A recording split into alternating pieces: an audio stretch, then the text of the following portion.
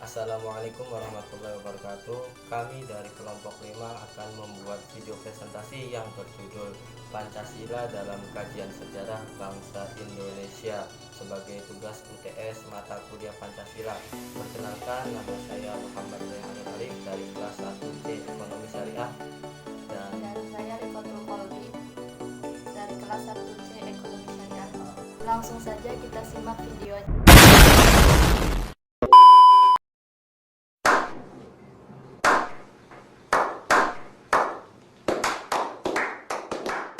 akan membahas tentang kajian Pancasila dalam sejarah bangsa Indonesia yang hanya membahas tentang nilai-nilai Pancasila pada pra kemerdekaan dan nilai Pancasila di era kemerdekaan.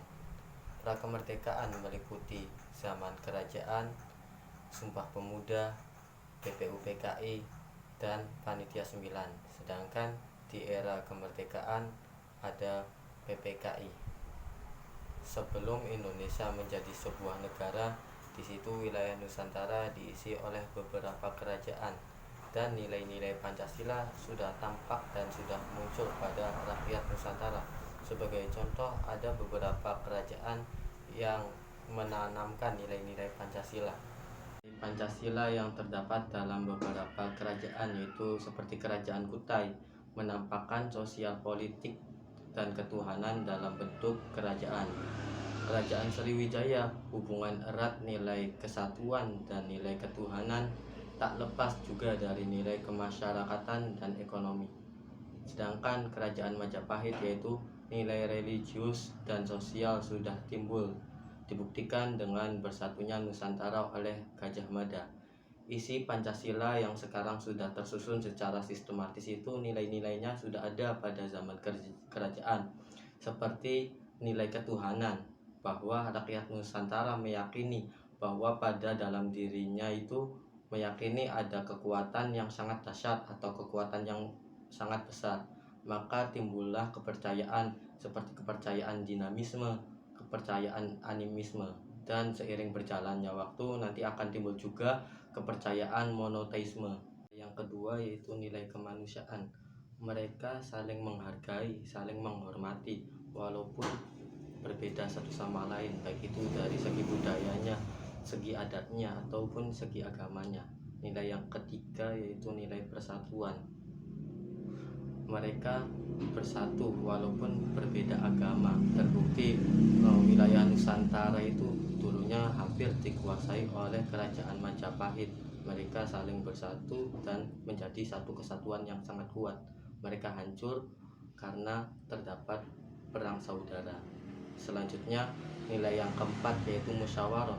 Ketika seorang raja membuat suatu keputusan, tidaklah mengambil secara otoriter, tetapi raja tersebut berdiskusi terlebih dahulu atau bermusyawarah dahulu bersama pemangku-pemangku kerajaan atau bersama kesultanan, kemudian musyawarah hingga mencapai mufakat. Dan nilai yang terakhir yaitu nilai keadilan. Untuk membentuk masyarakat yang sejahtera, maka butuhlah seorang raja yang mempunyai sifat adil. Selanjutnya sebagai tonggak sejarah yang merefleksikan nilai-nilai Pancasila yaitu termanifestasi dalam isi Sumpah Pemuda pada tanggal 28 Oktober 1928 yang berbunyi, "Kami, putra dan putri Indonesia, mengaku bertumpah darah yang satu, tanah air Indonesia. Kami, putra dan putri Indonesia, mengaku berbangsa yang satu, bangsa Indonesia. Kami, putra dan putri Indonesia, menjunjung bahasa persatuan, yaitu bahasa Indonesia." Selanjutnya ditemukan kembali nilai-nilai Pancasila atau perumusan Pancasila yaitu pada BPUPKI. Latar belakang berdirinya BPUPKI itu dikarenakan karena terdesaknya Jepang oleh sekutu kemudian memberikan janji kepada Indonesia tentang kemerdekaan. Lalu terbentuklah di situ kesatuan atau lembaga yang bernama BPUPKI. Pada tanggal 1 Maret 1945 dibentuk BPUPKI yang diketuai oleh Dr. Kanjeng Raden Tumenggung Rajiman Widyodiningrat yang beranggotakan 67 orang yang terdiri dari 60 orang Indonesia dan 7 orang Jepang sebagai pengawas. Tugas utama BPUPKI adalah mempelajari dan menyelidiki hal penting yang berhubungan dengan berbagai hal yang menyangkut pembentukan negara Indonesia. Di BPUPKI terdapat 2 sidang. Sidang yang pertama yang dilaksanakan pada 29 Mei sampai 1 Juni 1945 membahas tentang perumusan dasar negara, dan sidang kedua yang dilaksanakan pada 10 sampai 17 Juli 1945 membahas tentang rancangan Undang-Undang Dasar Negara. Nah, kita di sini akan lebih fokus ke sidang pertama. Dalam sidang pertama itu, Ketua BPUPKI mengajukan pertanyaan dasar kepada audiens atau kepada partisipan. Di situ beliau menanyakan apa dasar negara Indonesia jika kelak Indonesia merdeka. Maka banyak di situ para tokoh-tokoh mengemukakan pendapatnya atau mengemukakan usulannya.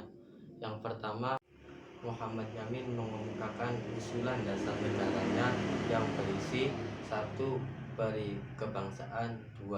Peri kemanusiaan, 3. Peri ketuhanan, 4. Peri kerakyatan, dan 5. Kesejahteraan rakyat. Sedangkan Dr. Supomo mengemukakan pendapatnya yang berisi 1. Persatuan, 2. Kekeluargaan, 3. Keseimbangan lahir dan batin, 4. Musyawarah, dan 5. Keadilan rakyat. Dan disusul oleh Soekarno yang mengemukakan pendapatnya pada tanggal 1 Juni.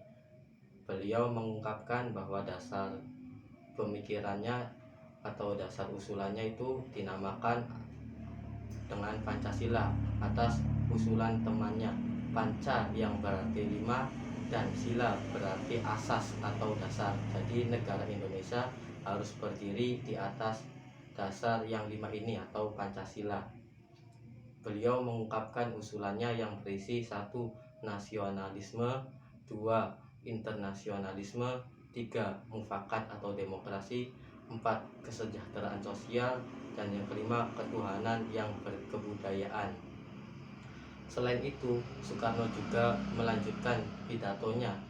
Dia berkata, kalau ada audiens atau partisipan keberatan dengan usulan yang 5 ini, maka beliau bisa menyingkatnya atau merangkumnya menjadi trisila atau 3 sila yang berisi sosionasionalis, sosiodemokratis, dan ketuhanan.